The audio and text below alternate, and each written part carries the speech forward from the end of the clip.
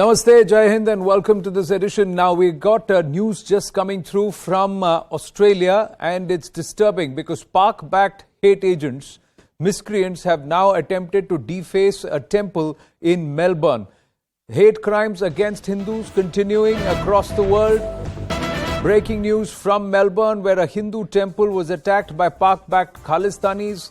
The walls of the temple were defaced with anti-India graffiti. The Pak-backed vandals targeted the prominent BAPS Swaminarayan Temple in Melbourne. The temple's walls were painted with anti-India and pro-Khalistan graffiti. We will try and go across to our guests and also get you the person who broke this story for us. This is the kind of graffiti that's been put out on the walls defaced of this prominent, famous BAPS temple in Melbourne. This is not the first time. Increasingly, there have been disturbing reports of Pak-backed elements increasing their footprint and also their vandalism, targeting Hindu establishments, Hindu community, while also openly pushing the secessionist narrative against Bharat. And this is happening not just in Australia, it's happening in Canada, it's happening in the United Kingdom. So this is the kind of vandalism that's taken place. These are Khalistanis who have again pushing this entire Bhindranwale narrative. His name's been put. There are posters which have surfaced around in Melbourne and other parts of Australia. Again, there is also the political innuendo and the separatist innuendo, which is very clearly written outside the temple.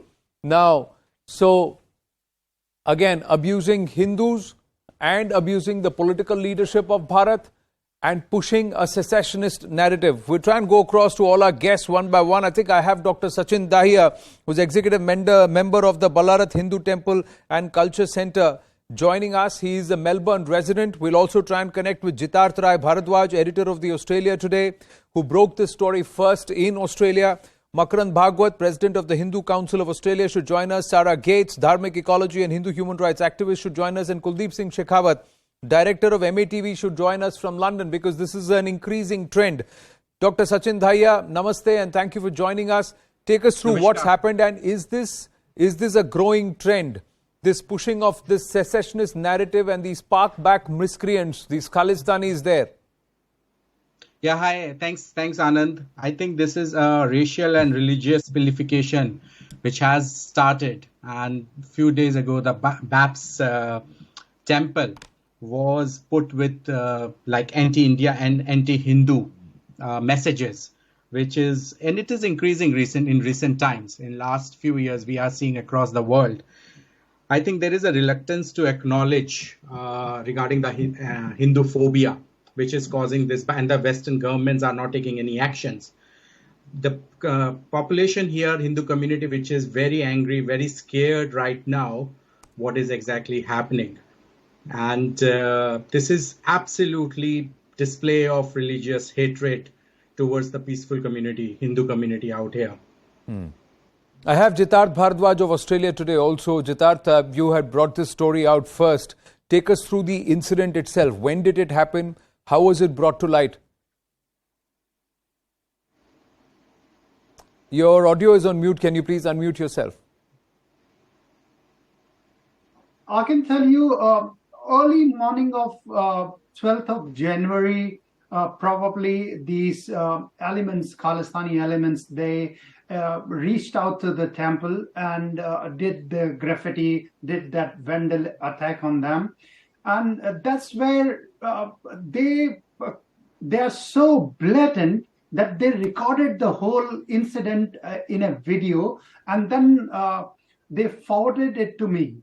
It was morning time, 7ish, when I started getting like a number of messages via my Twitter feed. And my phone was like berserk. It kept on coming. So there is a whole army of, I suppose, because of the names, Pakistan support ISI goons who masquerade as Khalistan supporters. I had almost 100 messages from there, which has this video and calling, do whatever you want to do. I mean, it was kind of apparent that they have done something. When I didn't bother to pick my phone, my kids then didn't let me pick the phone at that point in time at 7 o'clock. And after we finished our breakfast, 7:45, I picked my phone and looked at it, and I was so worried. Oh my God, did they do much more than what they have shown it in that video to me? And immediately I called a few of my sources who are closer to this BAPS temple. It's in northern suburb of Mill Park in Melbourne, a place some 50-60 kilometers from where I live. Right. So I called them and asked them to reach out to the temple, whether what has happened there. Right. In the meantime, I called the temple BAPS temple committee members. Most of them didn't pick the phone. The reason for that was because they were in India at this point in time. A big program is happening in Ahmedabad at BAPS. So then I kept on trying. There are a number of contacts from BAPS. One of the contacts picked the phone and I asked him, has something happened at temple? And he said, no, everything is all right. I was there last evening for the prayers. I asked him, can you check with the priest, whosoever is there, if everything is all right? Because I have some information that few people have done graffiti at your temple. And that was the person who, again, everything came into motion. He called the priest and he said, yes, something has happened. I'm reaching to the temple. And then it was apparent by whatever was happening, whatever was written on this, that let me ask you this, Jitarth. I have Makarand Bhagwat of President of the Hindu Council of Australia is also with us. I have Sarah Gates ji also joining us, and Kuldeep Singh Shekhawat is also with us. Namaste. Thank you very much. Jitarth, let me just ask you this. What was the provocation? Why did they target this temple, and what is the reason that they had to do this act? See, I'll give you two notes for this.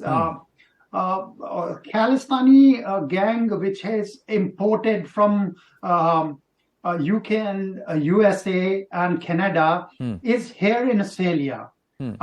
Sikh for Justice gang is here in Australia right now. And they did a car rally kind of a thing to propagate Khalistan referendum is happening on XYZ date at XYZ place in Melbourne. Now, from that point in time, 3-4 weeks ago, this happened. They are not getting any traction anywhere.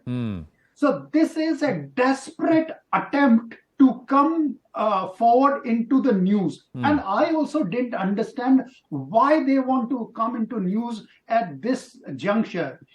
And this evening, I was delivered an email, and I would break this news right here at TV18 that Mr. Pannu is here in Melbourne, and he is doing a big press conference in Melbourne on Wednesday to propagate his idea of Khalistan referendum.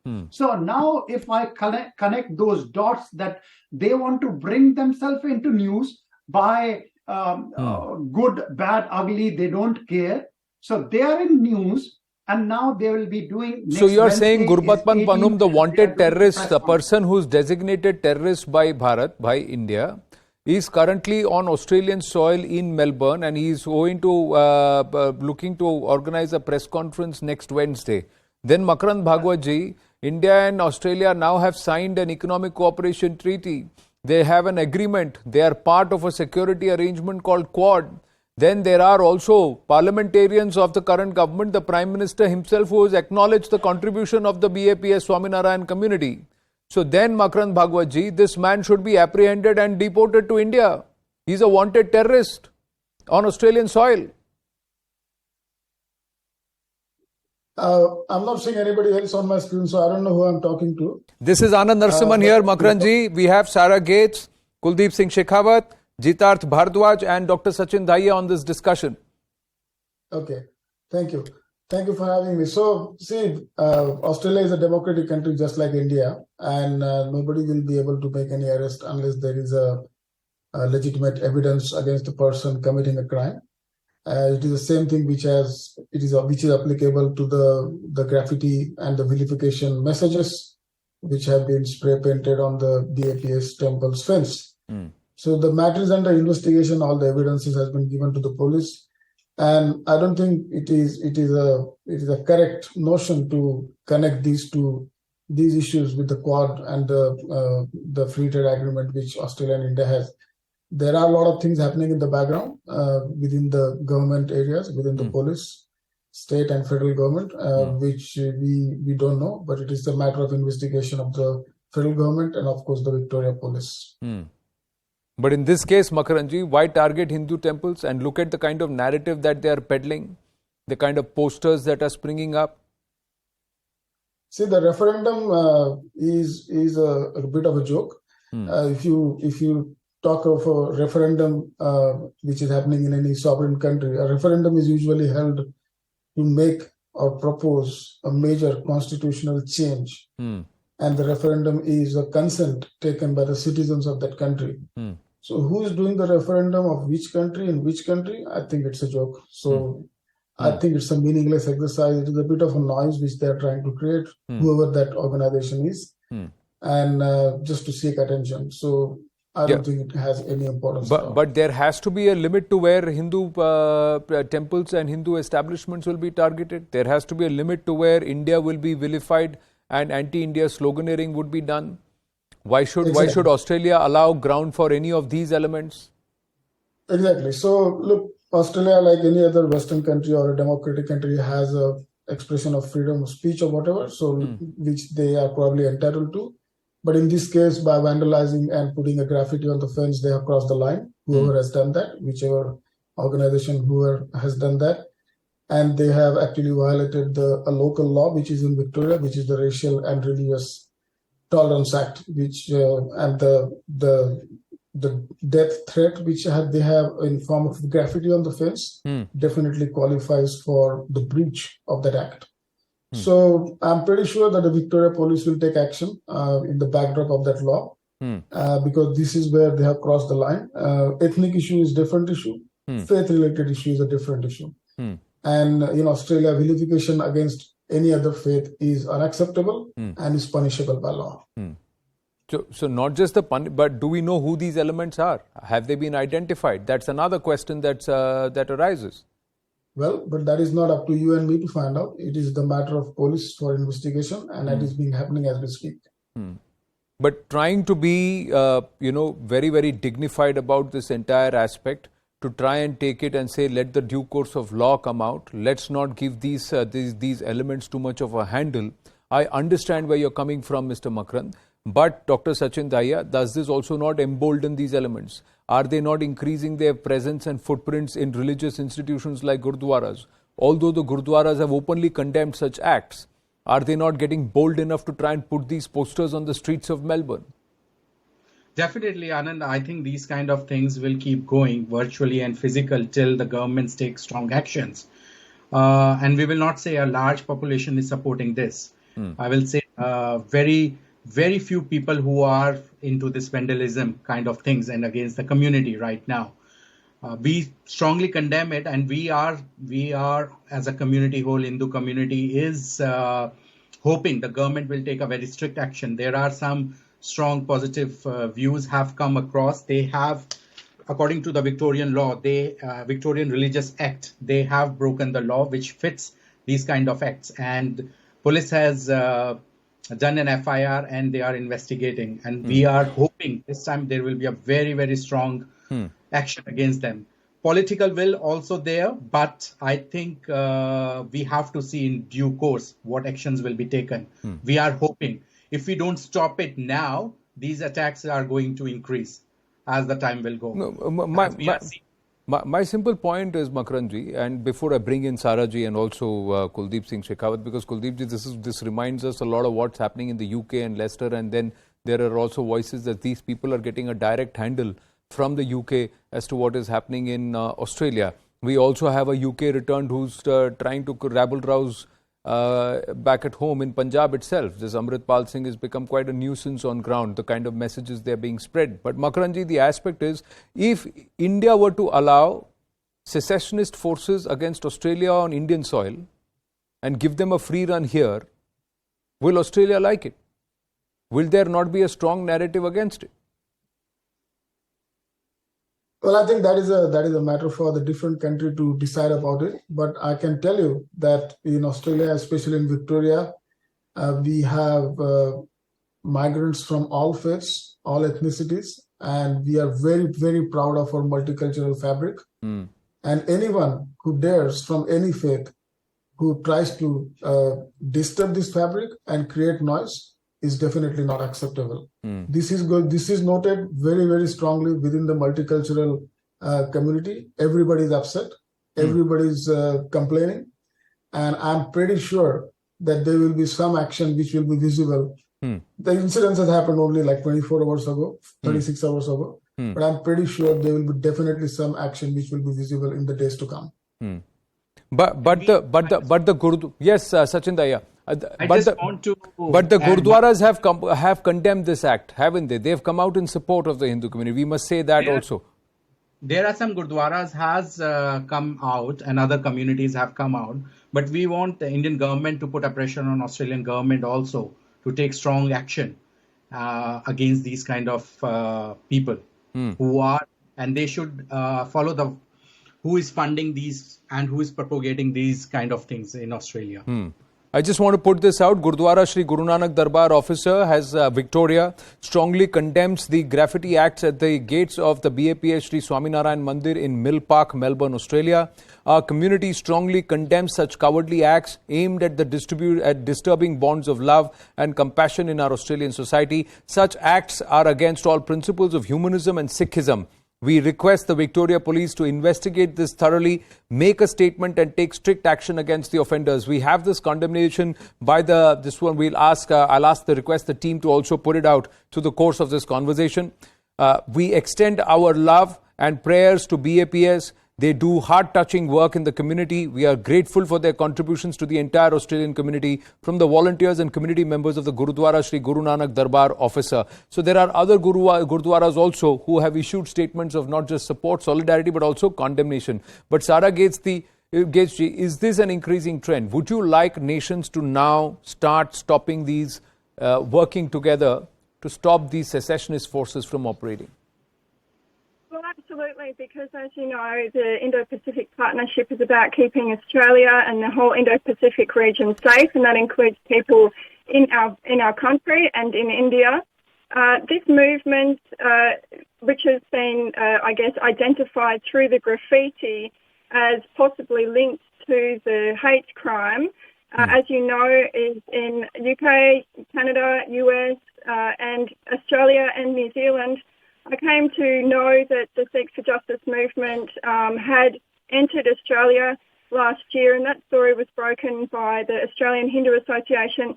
Siddharth has done a lot of research and kept up to date, and so I think Australian Hindus have, been pushing back against this because of the hateful rhetoric that we're seeing, and whether it's in the media, whether it's coming from not-for-profit organisations, which unfortunately are funded by taxpayers, and whether it's coming from social media. There's also a number of very inauthentic accounts which are spreading this rhetoric on social media, possibly thousands of tweets that have been sent to raise hashtags and so forth that are targeting Australia. So we have seen Australians targeted by Baba Khalsa. We've seen Australians in New Zealand. We saw Harneck Singh attacked. He was almost murdered over this incident, and that's not very far from us. And I do know that one Seek for Justice person, at least one, has come from New Zealand to Australia to bring about this movement. So there is a link there. Now, I'm concerned with community safety. I'm concerned with responsible social media messaging, and I do welcome all of these statements in solidarity with the Hindu community. And I think it does need to come from the Sikh community, because automatically, due to the Khalistani iconography, which is readily identifiable, it's going to raise suspicion between the Hindu and Sikh communities, and people are going to want to know how many of these people who are claiming Sikhi are in fact sponsoring and endorsing Palestine extremism or any one of these prescribed groups in India. And prescribed groups in India that are operating in Australia are still prescribed in India. So it is a problem for us.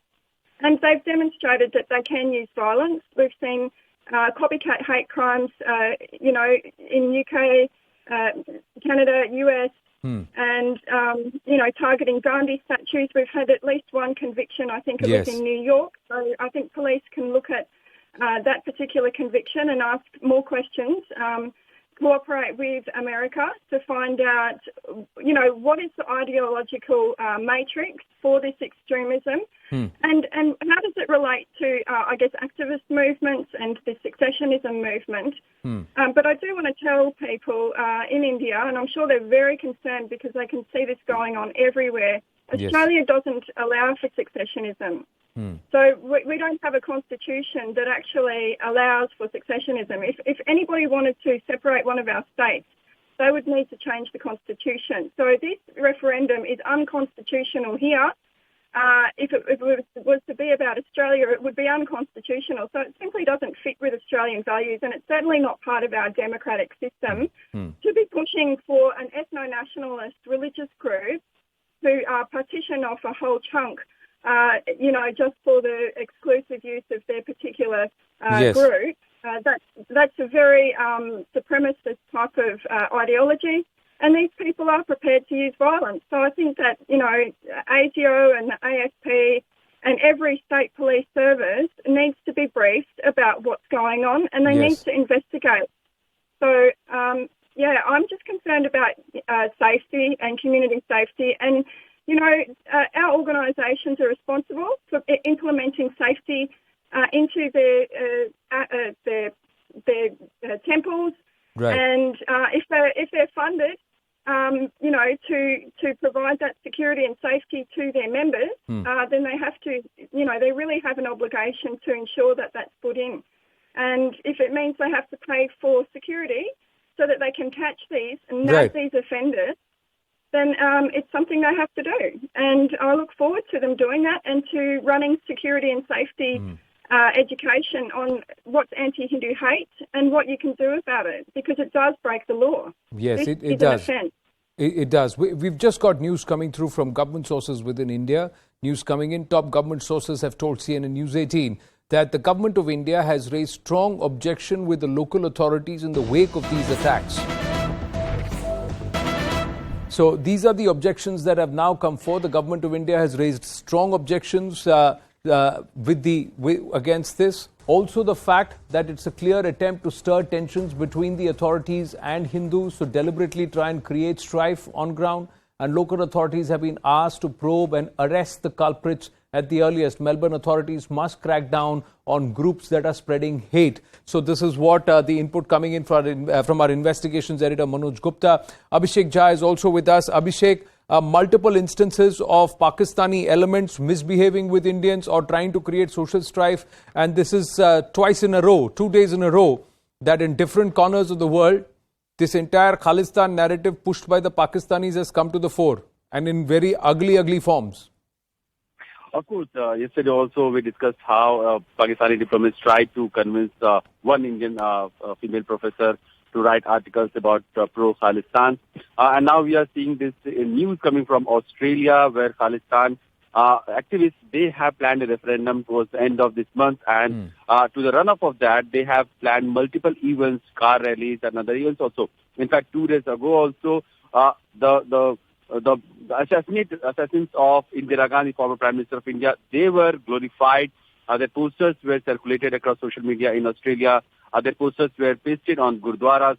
So it is kind of concerning for Indians living in Australia and the government in India also, if these activists are getting emboldened in the name of freedom of expression, that many of Australian lawmakers have supported that. They have said that no matter what, they will allow and they will protect everyone's right to express themselves, and that also includes Sikh referendum or Sikh protest. So in that context, it becomes really very critical that something that Indian government has always called a secessionist force, a terrorist front, is being allowed in the name of freedom of expression by Australian lawmakers or Australian governments to go, scot-free and create ruckus all around Australia. And Indian government has lodged a very strong protest with Australian authorities in that context.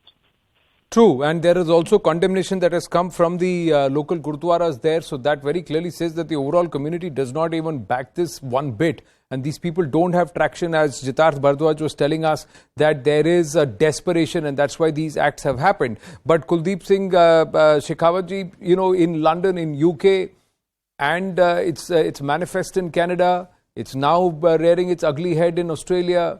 They seem to be getting emboldened. They seem to not stop. So then shouldn't the diplomatic option be exercised that secessionist voices should not be given ground? Even if they are getting no traction, they should not be allowed to put hoardings. That shows that India should be broken up and Sikhs are the one who deserve a separate place, etc. This Khalistani, Pakistani narrative. Well, I'll come to the core issue. That is Khalistan. And there are three reasons of what has happened and why it has happened. The first reason is Pannu himself is in Australia. Why? Because he wants the referendum done there. Thirdly, why this desecration of BAPS Swaminarayan Temple? If you look at the writing, it says Modi Hitler. What does that mean? That means they want to do something against Modi. They wanted to show that Modi is a Hitler. The issue is not vandalism of a temple. The issue is recently Prime Minister Modi has done Bal Divas, which has really shaken them. Entire Sikh community praised Prime Minister Modi that, he has done something for the Sikh community which no other Indian Prime Minister never did. And it was a great move and it was a great celebration that happened in India. Just to take away the attention from that and that feeling of comfort for the Sikh community, this guy travels to Australia and then with the help of ISI, that's normal actually. I think we shouldn't even discuss this. ISI involvement is just like a normal one guy talking to the other guy and discussing the Khalistani narrative. So when it goes to Australia, says we have to do a referendum to seek attention, this was done. This has no other motivation. They did similar thing in Canada also before the referendum. When referendum was done in Canada, they did the similar kind of incidents in Canada itself. So these people are attention seekers. I think we should let them die down. They will die down. Nothing great will come out of it. But if you ask me a solution, Australian government is not going to let it go just like that. I'll be honest with you. It is not the British government which is very polite. It is not the American government who talks about freedom. Australian government will react and react very sharply. Just wait and watch what happens. No, but it's not about just treating them as miscreants. It's about using religion to push a particular political agenda that attacks the very sovereignty of Bharat. Now, if these are nations who want to engage with Bharat, then they need to respect Bharat's sovereignty. Just as they would expect Bharat to respect Australia's sovereignty, UK's sovereignty and America's sovereignty. Jitarth Bhardwaj, is that not a valid point? And I'll bring in Sarah Gates on that. Yes, Jitarth Bhardwaj.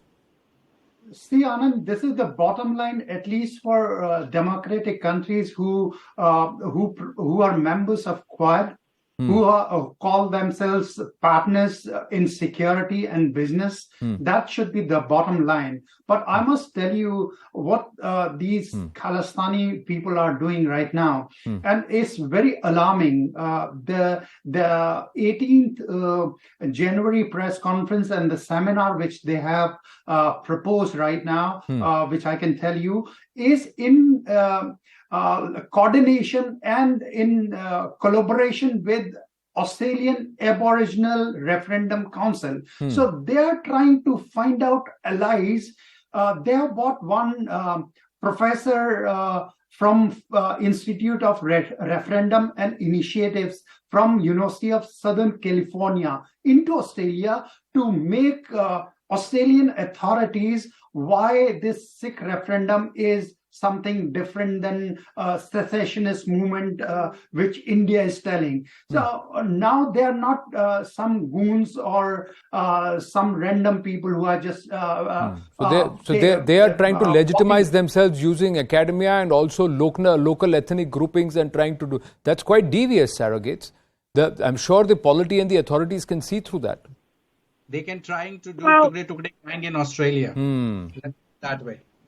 Yes, Saroji. And I think there needs to be more funding by the Australian Research Council for scholars into these types of diaspora intersectarian issues, because there is no research available, especially not on anti-Hindu hatred. And we have a long history of anti-Hindu laws, anti-Hindu movements, anti-Asiatic leagues that have specifically targeted Indians and Hindus, and at that time they'd also targeted Sikhs. But let me just make one point here, and I think this is to help the authorities.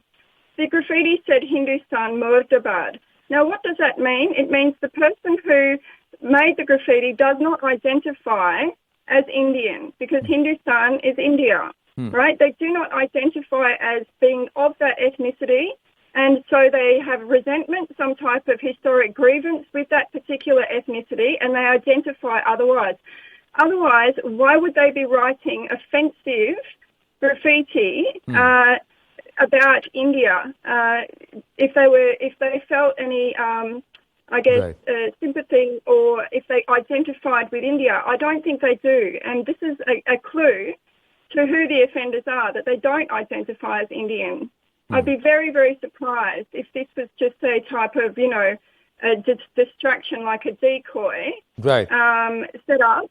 I think this is legitimate, and it runs on the back of, well, actually 6 years I've heard today. I do take complaints with my Hindu human rights from Hindus, and they do tell me their experience in diaspora and this intersectarian hatred. Right. And for 6 years, there have been Hindus who have not gone to certain gurudwaras because of anti-Hindu speeches. So this is a type of rhetoric that is simply not part of our multicultural fabric and values. And it really needs, we need to have professionals who understand the language and the culture. And if we don't fund researchers, they can't inform security, they can't inform intelligence, and there's just simply not enough research there looking at the anti-Hindu elements of this, and the historic grievance elements, and the preparedness to use violence elements. These are all familiar with extremist movement. Why hasn't it been done? Well, it should be done. You make a very valid and solid point. I thank all our panelists for joining us. It's late hours in Australia, but you've stayed awake to be able to contribute to this conversation, which is an important one that we had to have, ladies and gentlemen. We're going to take a very, very short break. Stay with us.